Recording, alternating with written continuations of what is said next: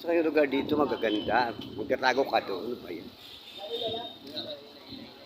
Ayan 999 shopping mall. Ito yun. Your Gold nila guys. Dito may libis guys. Sa harap ng 999 Park. Yung paborito naman yung park. Diba? Hindi kami pa papasok kasi napadaan na kami guys. Diba?